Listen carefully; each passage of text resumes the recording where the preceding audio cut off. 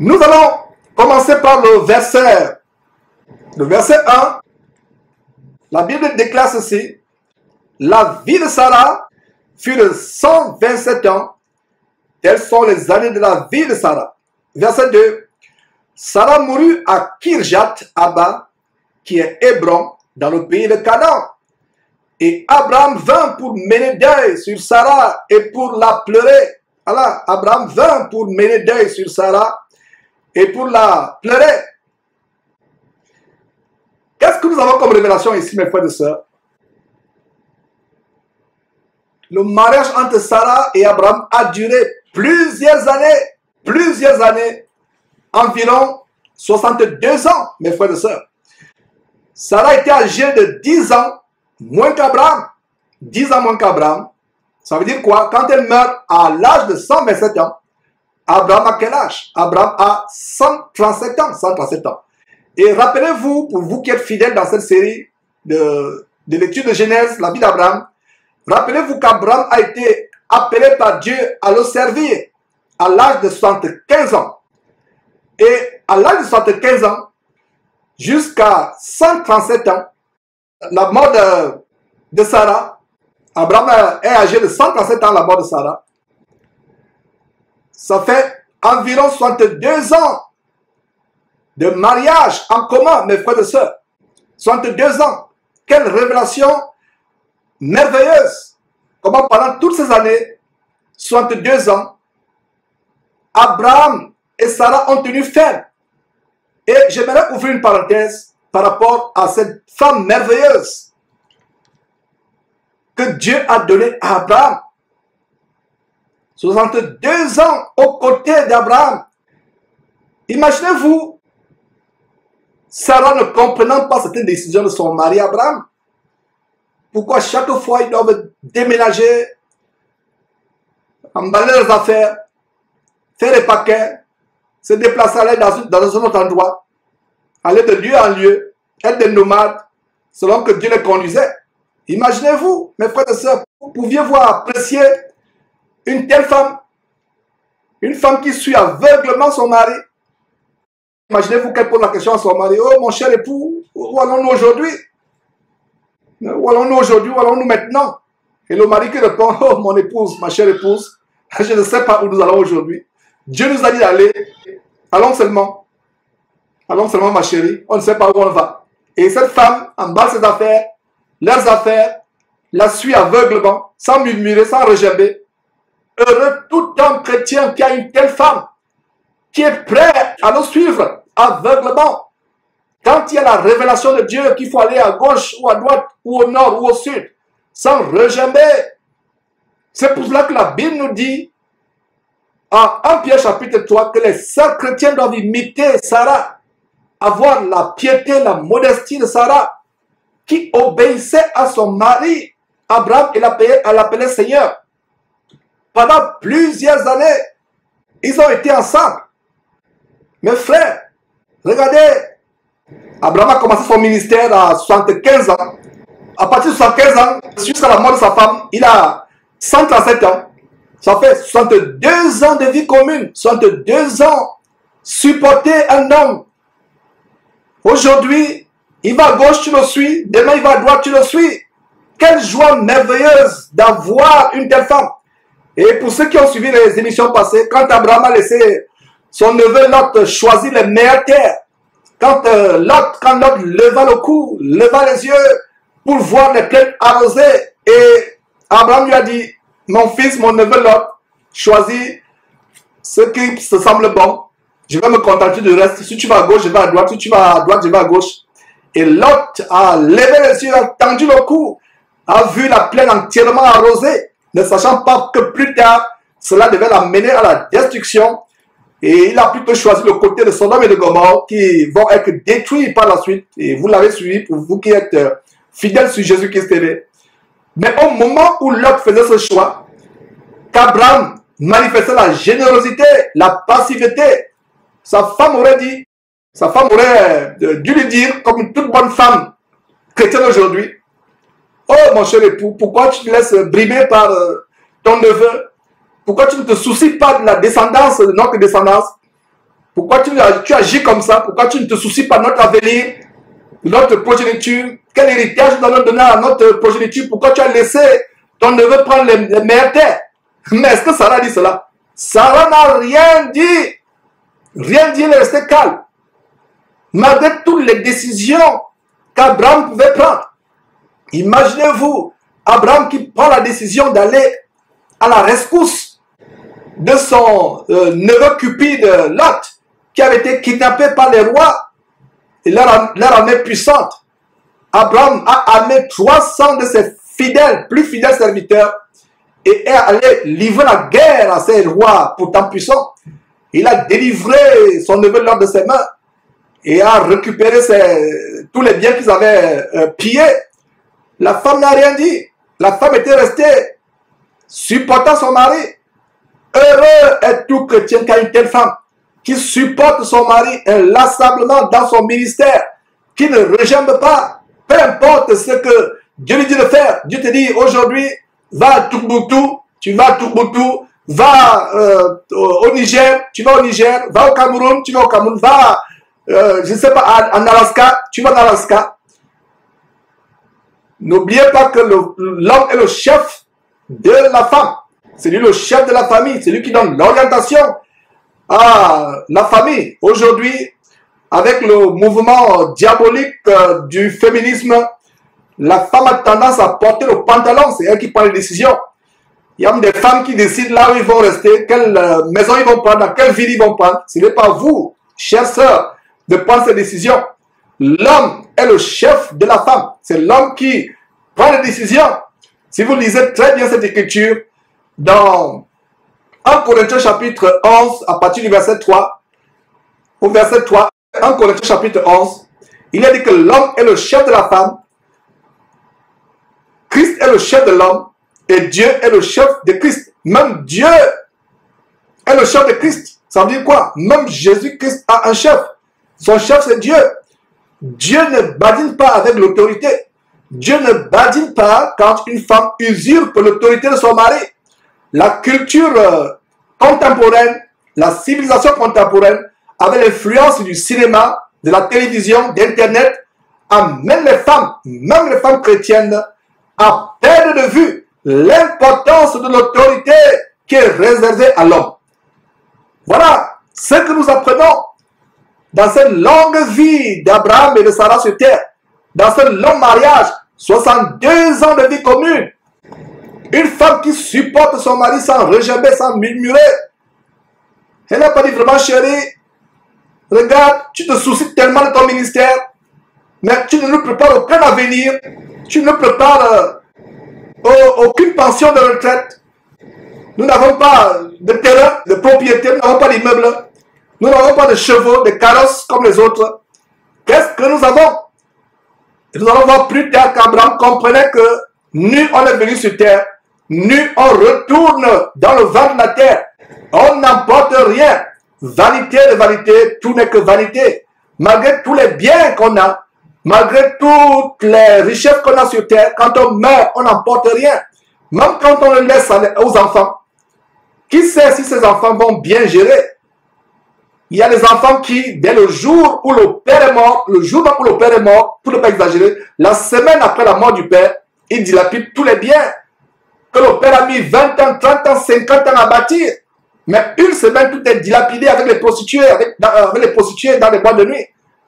Il y a des exemples. Peut-être vous qui me suivez, vous connaissez un exemple autour de vous, de comment un homme riche, puissant qui meurt, dès qu'il meurt, la semaine d'après, ces enfants qui n'ont pas expérimenté la souffrance de l'accumulation de ces richesses, dilapident tout. Dans les semaines qui suivent, ou même dans les mois qui suivent, tout est parti, tout s'évapore. La Bible dit que la richesse prend les ailes, comme l'aigle s'envole. Donc la richesse, que ce soit de votre vivant, que ce soit après votre mort, va s'envoler. Cherchons la richesse du ciel, qui ne s'envolera jamais. Donc, la femme a un chef, son chef c'est le mari. Ce n'est pas la femme de prendre les décisions. Donc, ce verset de 1 Corinthiens, chapitre 11, verset 3, qui dit que l'homme est le chef de la femme. Quel grand travestissement d'une femme qui veut vouloir prendre l'autorité sur l'homme. Une femme qui prend l'autorité sur l'homme n'est pas différente d'une lesbienne, n'est pas différente d'une femme qui va se faire implanter le sexe d'un homme. Dans ce qu'ils appellent la chirurgie plastique, de plus en plus, ces lesbiennes qui pensent qu'elles sont des hommes deviennent des hommes, non seulement dans la manière par laquelle elles s'habillent, mais elles vont se faire implanter le phallus, le sexe masculin.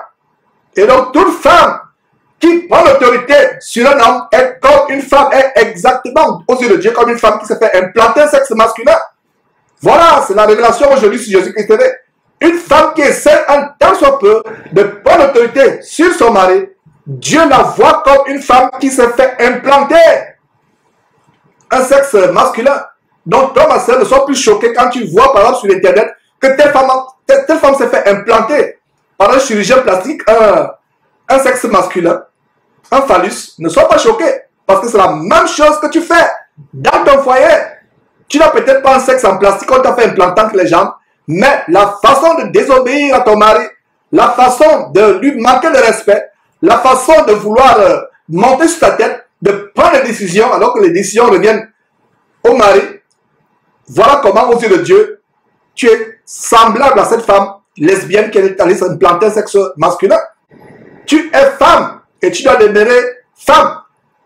Mais je lance aussi un appel, ce n'est pas parce que la femme doit être soumise au mari que maintenant le mari va devenir un dictateur. Donc le mari n'aura plus à demander les conseils de sa femme. Je rends grâce à Dieu de ce qu'il y a des décisions dans notre relation confort-témoin, dans notre famille, où elle a fait preuve de beaucoup de sagesse.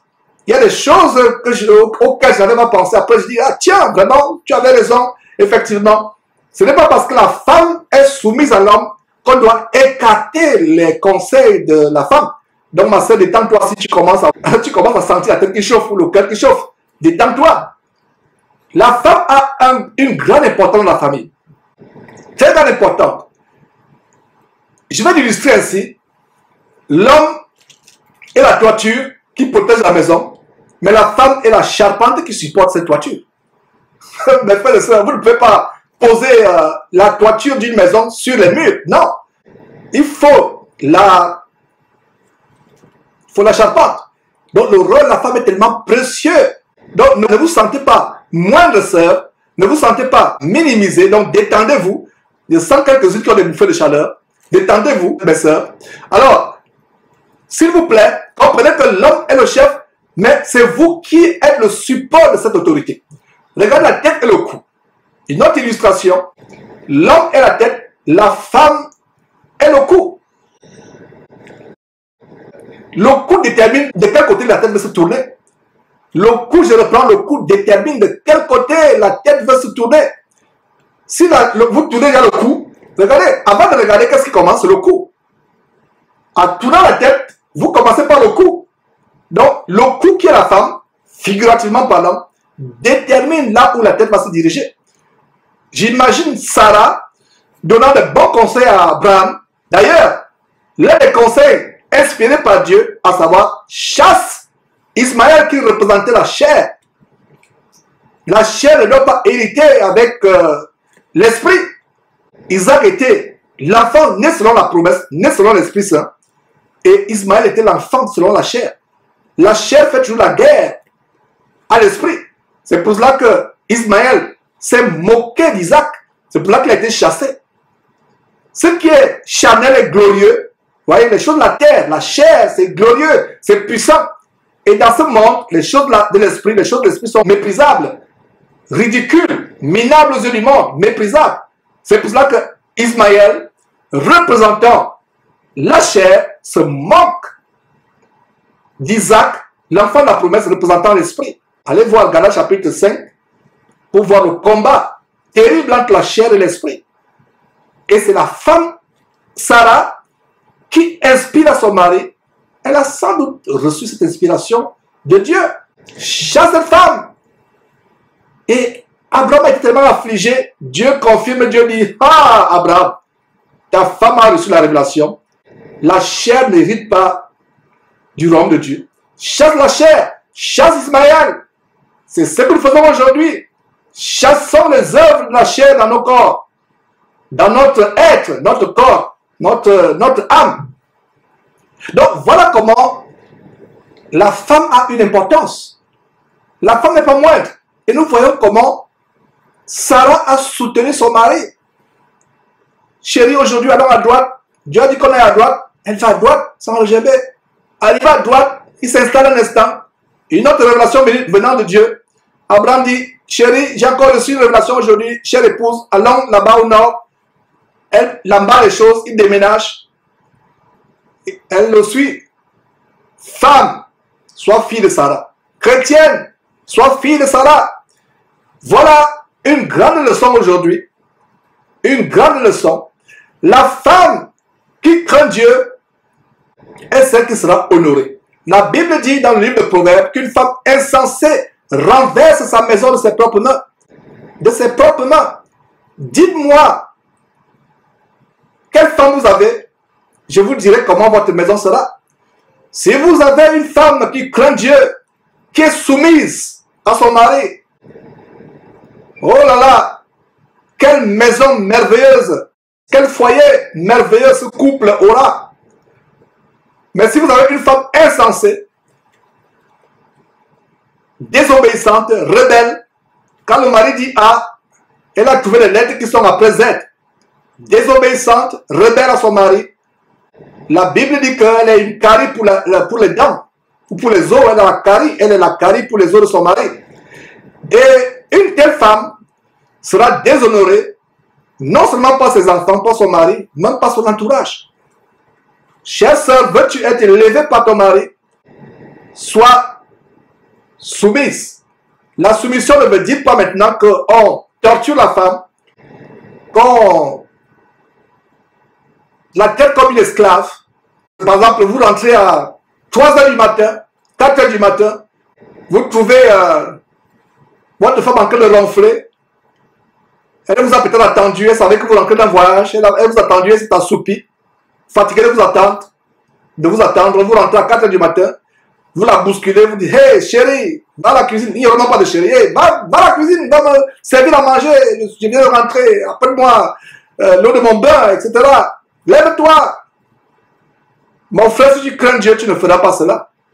Quand même, tu iras faire ton bain, tu iras te préparer à manger. Si tu ne sais pas préparer, tu vas supporter jusqu'à ce qu'elle se réveille, tu ne vas pas mourir en tout temps. Voilà. Ce n'est pas parce que la femme est soumise à l'homme que maintenant la femme devient une serpillère. Qu'elle n'a plus son mot à dire. Dans les finances du foyer, dans les projets d'avenir, même dans le choix du lieu où vous allez habiter, elle peut avoir son mot à dire. Mais la décision finale revient à l'homme. L'homme doit intégrer certains conseils de la femme, des suggestions, mais aller à Dieu dans la prière. Dis Seigneur, j'ai comme l'impression que ta volonté c'est que nous allions au nord, mais mon épouse m'a donné conseil pour montrer qu'au nord il y a l'adversité qui nous attend. Seigneur, quelle est ta décision finale? Est-ce que mon épouse a raison? Donc tu vas dans la prière, tu demandes à Dieu sur la base de Jérémie chapitre 33, 3, qui dit que invoque-moi. Dieu dit invoque-moi et je te répondrai.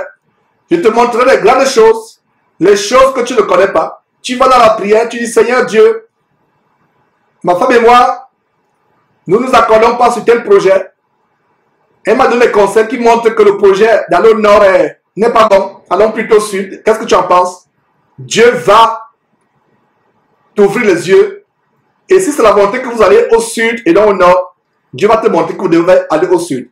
Et toi, ma soeur, si tu penses que tu as reçu la révélation, et d'ailleurs, à supposer que c'est vrai que tu as reçu la révélation que vous allez au sud, et que ton mari veut que vous alliez au nord, ne te blague pas, dire, hey, moi, je vais au nord. Si tu ne veux pas au nord, moi, je vais aller. Si tu ne veux pas me suivre, même s'il faut divorcer, il n'y a pas de problème.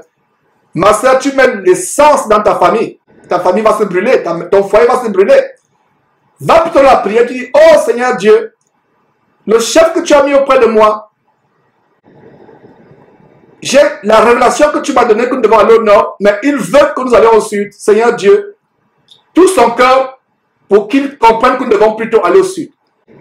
Voilà comment dans les grandes décisions de la famille, au lieu que l'homme et la femme se bagarrent, regardez comment les femmes divorcent pas seulement les femmes, les couples, je voulais dire les couples divorcent pour des broutilles, pour rien, pour des incompréhensions qui n'ont pas de sens.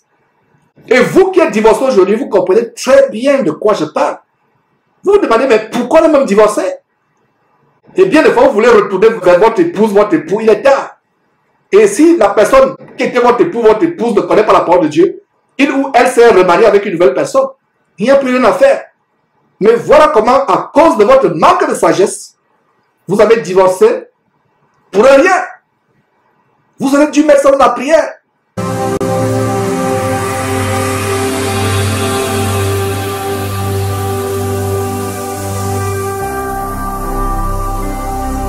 Jésus-Christ TV, vous connaîtrez la vérité et la vérité vous affranchira.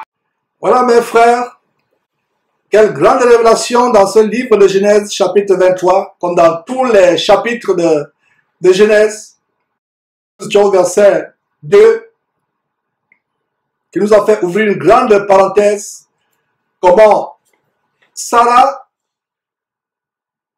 a soutenu son mari dans les moments difficiles, dans les hauts et les bas, ne se souciant pas de sa propre progéniture, ne se souciant pas de son propre futur, de son avenir, suivant Dieu, suivant les révélations de Dieu que son mari recevait. Quelle joie d'avoir une femme qui vous soutient dans votre ministère. Béni êtes-vous si vous êtes une telle femme. Et je vous disais que, mes frères et sœurs, la femme n'est pas moindre. La femme n'est pas moindre. Je rends grâce à Dieu et vous m'avez toujours entendu dire, je rends grâce à Dieu pour l'épouse que Dieu m'a donnée. Et ce ministère aujourd'hui est aussi le fruit de ses sacrifices. Suivre le mari dans les décisions que vous, qui humainement peuvent sembler irrationnelles, stupides, selon le monde. Prendre la décision de se consacrer à plein temps pour ce ministère, ça peut paraître stupide aux yeux du monde, déraisonnable aux yeux du monde.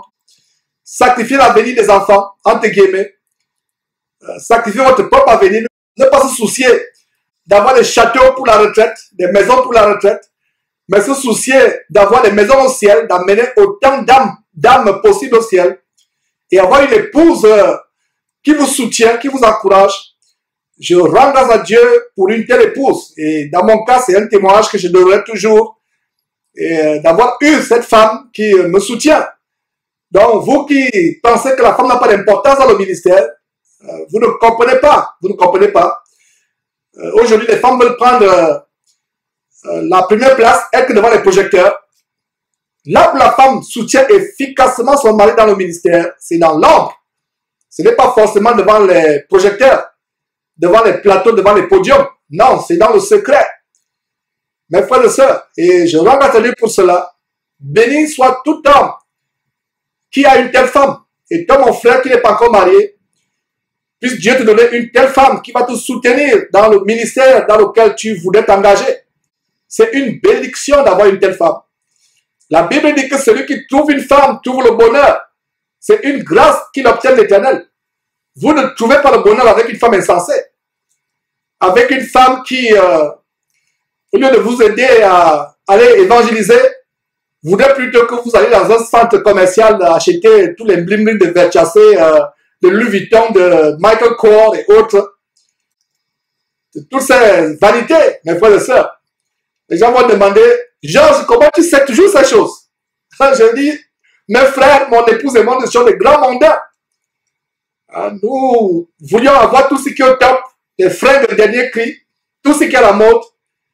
Mais Dieu nous a convaincus, au vu de ce verset dans 1 Jean, chapitre 2, verset 15, n'aimez pas le monde, ni les choses qui sont dans le monde. Si quelqu'un aime le monde, l'amour de Dieu n'est pas en lui, car les choses qui sont dans le monde, la convoitise des yeux, la convoitise de la chair, l'orgueil de la vie ne viennent pas de Dieu, mais vient du monde. Et le monde passe et sa convoitise aussi, mais celui qui demeure en Dieu, n'aimant pas le monde, celui-là demeurera éternellement, jusque dans la vie éternelle, jusque dans les nouveaux cieux et la nouvelle terre, que Dieu va venir établir après le retour de son Fils Jésus-Christ. Et c'est ce que dit Jacques chapitre 4, verset 4. Adultères que vous êtes, ne savez-vous pas que l'amour du monde est inimitié contre Dieu? Celui qui veut se rendre ami du monde sera automatiquement ennemi de Dieu. Alors mes frères, voilà quelques détails que nous avons par rapport à comment Sarah meurt après 62 ans de mariage. Après 62 ans de mariage, Sarah meurt. Voilà comment une femme qui ne se souciait pas de devenir une grande femme, d'être ambitieuse. Et d'ailleurs, on a vu dans une émission passée le secret de la grande beauté de Sarah. Une beauté tellement grande que même les femmes égyptiennes, qui pourtant étaient des expertes en cosmétique, ne pouvaient même pas atteindre la cheville en matière de beauté. Même l'orteil ne pouvait pas atteindre l'orteil en matière de beauté. L'orteil de Sarah. Pourtant, elle ne mettait pas de cosmétiques. Elle ne mettait pas les faux cheveux que les Égyptiennes mettaient déjà. Elle ne mettait pas les rouges à lèvres, les crayons de beauté. Allez voir dans les musées pour vous qui visitez encore ces choses. Vous faites des recherches sur Internet. Même les hommes se maquillaient autant les Égyptiens. Vous voyez les crayons là. Il y a rien de nouveau sur le soleil. Ces femmes aujourd'hui qui ont les sourcils ou les cils naturels, vous voyez les paupières, c'est maintenant l'encre de Chine qui est là, indélébile. Dieu vous a créé avec vos cils. Dieu sait pourquoi ces poils que nous avons qu'on appelle sourcils ou ces cils. C'est pourquoi c'est là, ça a un but. Dieu n'est pas bête. Vous voulez maintenant, vous enlevez tout, vous mettez un crayon, d'autres vont mettre l'encre de Chine indélébile et vous ressemblez maintenant à un lézard. Qui vous a dit que c'est beau? Ce n'est pas beau. C'est Hollywood qui vous a dit que c'est beau. C'est vilain, ce n'est pas beau. Il y a des sœurs qui sont devenues chrétiennes aujourd'hui, qui ne savent plus quoi faire, qui savent que ces choses étaient des choses désagréables aux yeux de Dieu. Vous voilà aujourd'hui, les cheveux commencent à pousser sur cette trace que vous avez eue. C'est des choses, c'est les conséquences de notre désobéissance. Il y a des péchés qui restent jusqu'à notre mort, même si on se convertit. Imaginez-vous que quelqu'un s'est tatoué. Vous vous tatouez une fée bêtée, ou une fée sawa, ou une fée, je ne sais pas, madingue sur votre fesse. Vous vous tatouez cette fée sur votre fesse. Vous devenez chrétienne ou chrétien. Une fois que vous êtes chrétien, vous ne pouvez plus enlever, il n'y a plus rien à faire. À moins que vous allez voir un médecin, un chirurgien plastique, pour enlever la peau, vous faites une chirurgie plastique, enlever ce que vous avez mis.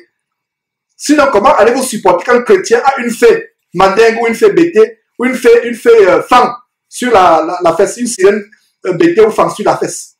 Vous ne pouvez pas supporter cela, n'est-ce pas? Étant chrétien. Donc voilà comment les décisions que nous prenons étant païens, les péchés que nous commettons, certains péchés nous poursuivent. Donc, Sarah avait une beauté qui était intérieure. 1 Pierre chapitre 3 en parle, allez lire 1 Pierre chapitre 3 à partir du verset 1 jusqu'au verset 3 ou 4, même jusqu'au verset 6. Notez tout simplement en passant. Nous n'irons pas. Sarah avait une beauté qui partait du cœur. La soumission au mari, la modestie, la pureté de la parole, la pureté du cœur, l'hospitalité envers même les étrangers. Allez sur les émissions passées, que de révélations on a vu sur ce couple merveilleux, Sarah et son mari Abraham. Et cette beauté intérieure transparaissait au dehors, au point où, même sans les produits cosmétiques des Égyptiennes, son visage brillait comme le soleil, au point où cette beauté émerveillait les Égyptiens. Et les grands de l'Égypte sont allés vanter Sarah, pourtant qui avait environ 75 ans, sont allés vanter Sarah auprès de qui? Auprès de Pharaon. C'est la même chose qui se passe avec Abimelech, ce roi qui kidnappe Sarah alors que Sarah va vers 100 ans. Hollywood aujourd'hui vous a menti. Tous la télévision, les publicités que vous voyez. Ma soeur ne suit pas le monde. Ces fossiles, ces faux cheveux, Dieu t'a donné les ongles naturels, donc tu mets maintenant les ongles en plastique. Si Dieu voulait te faire avoir les ongles en plastique, il t'aurait créé avec les ongles en plastique. Ces ongles ne sont pas du plastique. C'est la créature de Dieu. Maintenant, tu enlèves la créature de Dieu pour aller mettre le plastique. Tu enlèves la créature de Dieu, les cheveux merveilleux que tu t'as donné. Et si tu es africain comme moi, africaine comme moi, les cheveux crépus, rends grâce à Dieu pour tes cheveux crépus. Dieu sait pourquoi il y a les blancs, il y a les noirs, il y a les jaunes, il y a les rouges, peu importe. Dieu sait pourquoi il y a les cheveux lisses, longs, crépus. Dieu sait pourquoi il y a un nez effilé, un nez épaté. Dieu sait pourquoi il y a des lèvres minces, des lèvres pulpeuses. Mais vous voulez corriger Dieu. Je pense que mon nez est trop épaté. Je pense qu'il est trop allongé. Je pense qu'il est ceci, il est cela. Je pense que mes lèvres sont tellement minces, il faut maintenant que je mette le rouge à lèvres. Sans que le rouge à lèvres, c'est pour les gens, les personnes de certaines races qui ont les lèvres minces. Si c'est le cas, comment alors les sœurs africaines qui ont les lèvres pulpeuses mettent encore le rouge à lèvres? Je ne comprends pas. En fait, c'est l'esprit du monde qui possède beaucoup de chrétiens aujourd'hui. Je parle des chrétiens. La Bible dit, ceux qui sont hors du corps de Christ, de dehors, nous ne les jugeons pas, c'est Dieu qui les juge. Nous jugeons ce qui se passe à l'intérieur. Ma sœur, suis Sarah. Ne suis pas Jézabel. Voilà une femme qui avait une beauté intérieure qui transparaissait au dehors. Elle partait de l'intérieur au dehors. Et c'est le témoignage qu'on a. Il y a des sœurs, elle est tellement modeste, elle est tellement simple. Mais quand vous la voyez, vous prenez sa photo, vous mettez à côté de Rihanna ou de Beyoncé. Mais oh là là, vous voyez Rihanna et Beyoncé comme un démon. C'est là où vous vous rendez compte que, mais, en fait, cette sœur qui est simple, qui n'a pas les habits chers, qui a sa longue jupe, sa longue robe, qui n'a pas ses bijoux fantaisistes, qui n'a pas tous ces attirails de beauté, mais elle dégage quelque chose de tellement grand, tellement beau. Elle est belle aux yeux des hommes, aux yeux de Dieu. Et vous, les sœurs qui pensez que c'est en vous maquillant comme les prostituées, c'est en vous habillant comme les prostituées que les hommes vont vous épouser. Il y a des sœurs qui disent, mais frère, si on commence à nous habiller comme tu dis, comme c'est moi, Georges, qui disais, alors que c'est la Bible qui dit, Georges n'a pas écrit de Bible, il n'écrira jamais une Bible. Nous avons la Bible déjà. C'est pas Georges qui dit, c'est la Bible qui dit que la femme doit s'habiller de manière modeste. Alors ils disent, mais comment allons-nous trouver les maris? Ce n'est pas un mari que tu vas trouver, c'est un bandit que tu vas trouver. Il va venir par le miel qu'il voulait. Dès qu'il goûte ce miel, il sera tellement dégoûté par ce miel qu'il va vouloir notre miel. Donc ne t'habille pas comme une prostituée pour avoir un mari, pour se dire un homme avoir un mari. Nous avons vu tantôt que celui qui trouve une femme trouve le bonheur, c'est une grâce qu'il obtient de l'Éternel. Quand une femme chrétienne lit ce verset, comment elle va lire ce verset? Celle qui trouve un mari trouve le bonheur, c'est une grâce qu'elle obtient de l'Éternel. Ce n'est pas une grâce que vous obtenez en allant sur YouTube, vous pavanez, en allant sur Facebook, être en contact avec les étrangers. Et beaucoup de sœurs sont en contact avec les démons. Vous pensez qu'un compte YouTube est un compte réel. Vous pensez qu'un compte Facebook ou WhatsApp est un compte réel, mais c'est le compte qu'un démon. Je dis bien un démon a ouvert et qui vous visite toute la nuit. Vous avez beau le chasser, voilà, vous allez de délivrance à délivrance. Le démon dit, je ne parle pas, c'est elle qui m'a appelé. Et il vient vous visiter la nuit, vous violer la nuit. Ce n'est pas en allant dans un site de rencontre chrétien que vous allez avoir un mari ou une femme. Et les frères qui m'écoutent actuellement, comme j'enseigne sur ce chapitre 23 de Genèse, ils sont d'accord avec moi qu'on ne met pas dans la maison une femme qui a la mise de prostituée. Donc un homme, soi-disant frère qui vient vers toi, qui dit, ah vraiment, cette sœur-là, etc., j'aimerais la prendre pour femme. Parce que je la vois, elle est tellement attirante avec ses faux cheveux, ses robes serrées. En fait, tu dégages un objet de sexualité. Tu dégages un objet de fornication, d'impudicité. Tu n'es pas une femme qu'un homme peut mettre dans la maison. Et les frères qui me suivent vont dire, non, Georges a raison. Parlez beaucoup aux frères. Ils vont vous dire, ce que cet homme dit est vrai. Aucun homme ne veut mettre dans sa maison une prostituée. Un homme veut mettre à la maison une femme qui pourra bâtir son foyer, être un modèle pour ses enfants. Aucun homme ne veut mettre une prostituée dans sa maison. Les hommes qui veulent les prostituées vont dans les bordels. Alors vous voulez vous habiller comme une prostituée pour avoir un mari. Vous aurez un bandit qui viendra prendre ce qu'il a pris. Et il partira. Et vous allez passer le temps à aller dans un homme, dans un homme, dans un homme, dans un homme. N'oubliez pas cette émission qu'on a faite il y a quelques jours, où je démontrais comment la recherche des scientifiques américains confirme la parole de Dieu. Une recherche selon laquelle chaque homme avec qui une femme va sexuellement, l'ADN de cet homme reste en elle éternellement, ça ne peut plus partir jusqu'à sa mort. Donc, c'est même allé avec X, Y, Z. C'est-à-dire que c'est allé avec des hommes différents, chacun des hommes ayant un prénom commençant par les 26 lettres de l'alphabet, l'ADN de chacun de cet homme est en elle. C'est pour cela qu'après 20 ans, vous rêvez toujours d'un ex. Vous êtes marié, vous femme, mais vous rêvez d'un ex il y a 20 ans. Parce que votre ADN, votre corps a l'ADN de différents copains avec qui vous êtes sortis sexuellement. Votre ADN se mélange avec leur ADN. Vous devenez un dépotoir d'ADN. Et c'est ce que confirme la Bible en disant que celui qui va avec une prostituée forme une même chair avec la prostituée. Forme une même chair. Donc, ma soeur, jeune soeur, si tu es vierge, conserve-toi pour ton mari.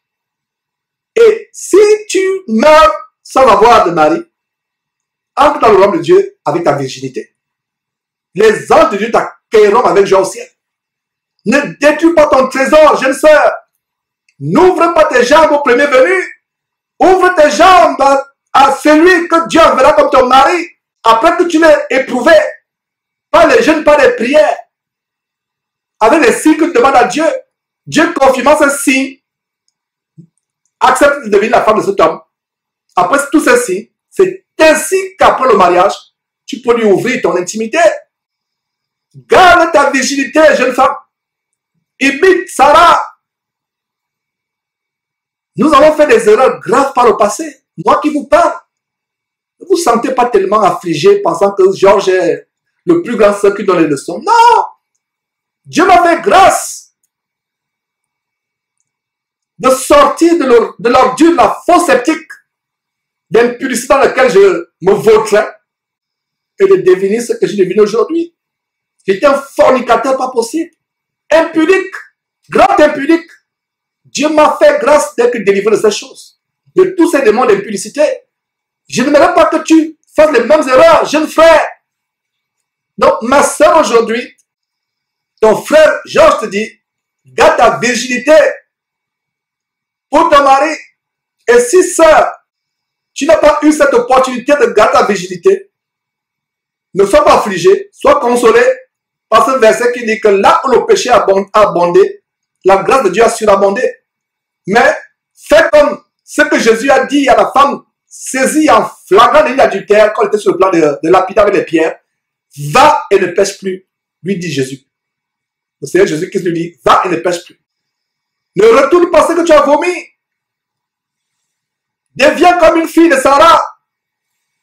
Voilà comment, aujourd'hui, nous voulons suivre le monde, la télévision, Internet, tout ce qui est en mode. Ces églises de camps de concentration, camps d'embarquement pour l'enfer sont remplies de mondanité. Et c'est même des faux pasteurs qui encouragent cela. Ils disent, oh vous, qui suivez cet homme de Jésus qui était là, comment vous allez vous marier? Un pasteur qui dit cela aux gens de sa congrégation. Il y a une soi-disant pastoresse, pastrice ou pasteuse, je ne sais pas comment les appeler, parce que la Bible ne parle pas d'une femme qui est pasteur.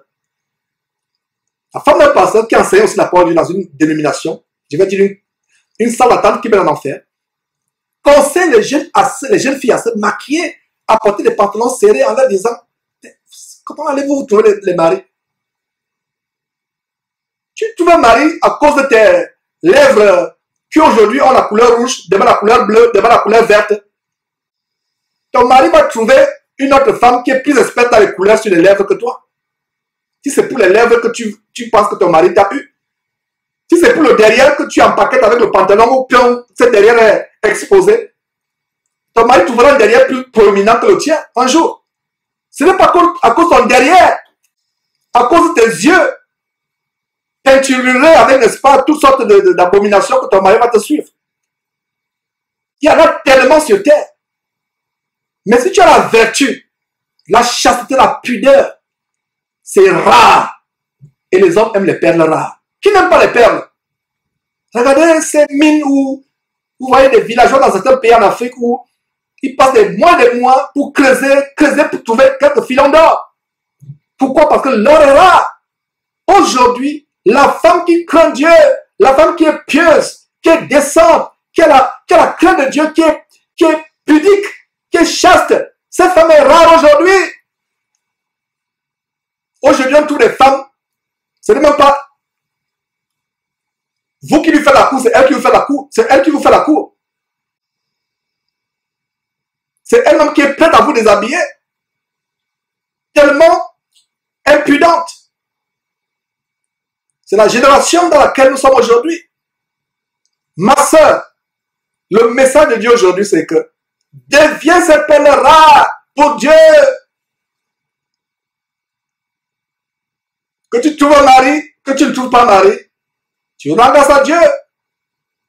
Si tu trouves un mari, grâce à Dieu, tu ne trouves pas un mari, tu entreras dans le royaume de Dieu éternellement avec cette pudeur, avec cette bonne odeur.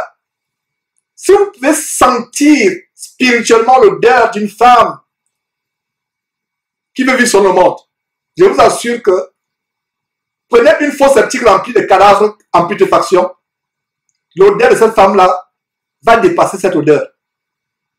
Mais une femme qui craint Dieu, qui est chaste, qui est pudique, qui a la pudeur, dégage une très bonne odeur aux narines de Dieu, entre guillemets. Voilà le genre de femme que les hommes cherchent. Voilà le genre de femme que j'aimerais donner à mon fils. Plus tard, si c'est la volonté de Dieu qui se marie. Je ne devrais pas donner à mon fils une femme qui veut ressembler à Beyoncé, à Rihanna. Elle n'entrera pas dans ma famille. Peut-être il faudrait qu'elle traverse d'abord mon cadavre. Non, pas du tout. La femme qui craint Dieu est une perle rare. Elles sont rares dans cette génération. Elles sont rares. Ma soeur, sois parmi ces perles rares. Vous connaîtrez la vérité. La vérité vous affranchira. La parole de Dieu est dure, c'est vrai. Mais c'est pour notre bien que la parole de Dieu est dure. Parce que Dieu voudrait qu'on soit délivré de tout ce qui nous retient captifs. De tout ce qui nous retient captifs.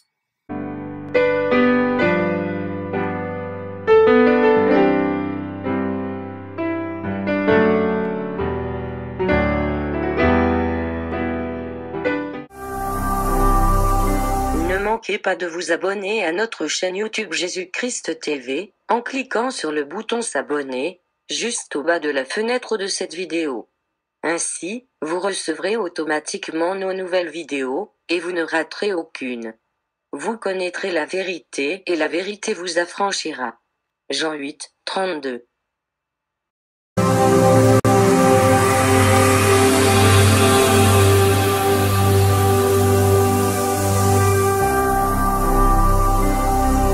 Jésus-Christ TV, vous connaîtrez la vérité et la vérité vous affranchira.